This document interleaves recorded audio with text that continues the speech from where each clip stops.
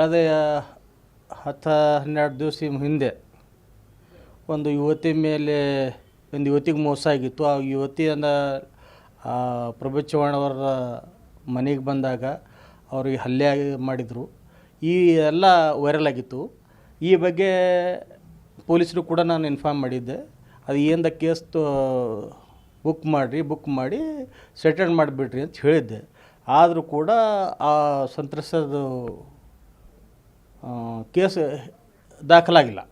ಆಯೋಗಕ್ಕೆ ಹೋದ್ಮೇಲೆ ಮಹಿಳಾ ಆಯೋಗದ ಅಧ್ಯಕ್ಷರಾದ ಡಾಕ್ಟರ್ ನಾಗಲಕ್ಷ್ಮಿ ಮೇಡಮ್ ಅವರು ನಮ್ಮ ಎಸ್ ಪಿ ಅವ್ರಿಗೆ ಮಾತಾಡಿದಾಗ ಎಸ್ ಪಿ ಅವರಿಗೆ ಅವರು ಆ ಸಂತ್ರಸ್ತೆ ಬರೋಕ್ಕೆ ಹೇಳಿ ಇಲ್ಲಿ ಹೋಗಿ ಕೇಸ್ ಮಾಡಿದ್ದಾರೆ. ನಾವು ಅಂದಿದ್ದು ಅವ್ರು ಮೊದಲು ಕೊಡೋಕೆ ಹೋಗಿದ್ರು, ಠಾಣದಾಗ ಕುಂತರು. ಯಾವತ್ತು ಇನ್ಸಿಡೆಂಟ್ ಆಗಿತ್ತು ಆವತ್ತಿನ ದಿವಸ ಹೊಕ್ರಾ ಠಾಣದಾಗ ಕುಂತಾಗ ಅವ್ರು ಯಾರೂ ಕೇರ್ ಮಾಡಲಿಲ್ಲ, ಅವರು ಕೇಸು ತೊಗೊಳ್ಳಿಲ್ಲ.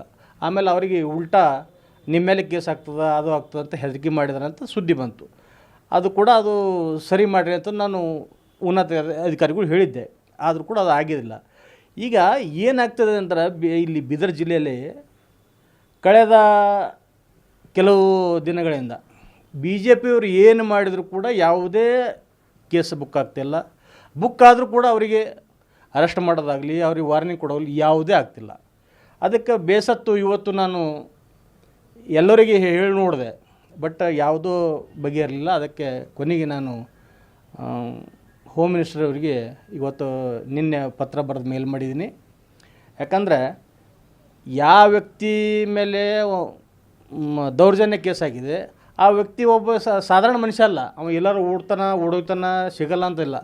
ಒಬ್ಬ ಜವಾಬ್ದಾರಿಯುತ ಶಾಸಕನ ಮಾಜಿ ಮಂತ್ರಿ ಮಗ ಅದಾನ, ಎಲ್ಲದನ ಅಂತ ಗುರ್ತಾಗಲ್ಲ ಅಂತಂದ್ರೆ ಆಶ್ಚರ್ಯ ಅದು. ನಾವು ಒಂದು ಕಡೆ ಏನು ಹೇಳ್ತೀವಿ, ಬಿ ಜೆ ಪಿ ಶಾಸಕರಿಗೆ ಬಿ ಜೆ ಪಿಯವರಿಗೆ ಒಂದು ಬೆಂಬಲ ನಮ್ಮದೇ ಸರ್ಕಾರದ ಆಡಳಿತದವರು ಇಲ್ಲಿ ಲೋಕಲ್ದವರು ಸಪೋರ್ಟ್ ಮಾಡ್ತಾಯಿದ್ದಾರೇನು, ಯಾಕೆ ಹೀಗೆ ಆಗ್ತಾಯಿದೆ ಇವ್ರಿಗೆ ಹಗಲೆಲ್ಲ ಹೇಳಿದ್ರೆ ಅರ್ಥ ಇಲ್ಲ ನನಗೆ. ಅದಕ್ಕೊಂದು ಸಚಿವರಿಗೆ ಪತ್ರ ಬರೆದ್ರೆ ಆಯಿತು ಅಂತಂದು ಪತ್ರ ಬರೆದೀನಿ. ಅದು ಪತ್ರ ಬರೆದಿಂದ ನಾನು ಮೀಡಿಯಾಗೆ ಹೋಗಬಾರ್ದಾಗಿತ್ತು. ನೀವು ಬಂದಿದ್ರಿ, ಈಗ ನಿಮ್ಗೆ ಹೆಂಗೆ ಗೊತ್ತಾಗಿ ಬಂದರೂ ಕೂಡ ಅದಕ್ಕೆ ನಾನು ಹೇಳಬಾರ್ದು ಮಾಡಿದೆ. ಆದರೆ ಇದೊಂದು ನಮ್ಮದು ಪಕ್ಷದ ಆಂತರಿಕ ವಿಚಾರ. ಯಾಕಂದರೆ ಇದು ಈ ರೀತಿ ಆದರೆ ನಾನು ಬೇಸತ್ತು ಬರ್ತೀನಿ. ಯಾಕೆ ಯಾವುದೇ ಪಕ್ಷ ಇರಲಿ ಕಾನೂನಲ್ಲಿ ವ್ಯತ್ಯಾಸ ಆಗಬಾರ್ದು, ಭೇದ ಭಾವ ಬರಬಾರ್ದು. ಎಲ್ಲರಿಗೂ ಒಂದೇ ಇದರಲ್ಲಿ ಸಂವಿಧಾನ ಎಲ್ಲರಿಗೂ ಒಂದೇ ಇದೆ. ಆ ಸಂವಿಧಾನ ಯಾವ ರೀತಿ ಆದೇಶ ಮಾಡ್ತೋ ಆ ರೀತಿ ನಡ್ಕೋಬೇಕಂತ ನನ್ನ ಕಳಕಳಿ.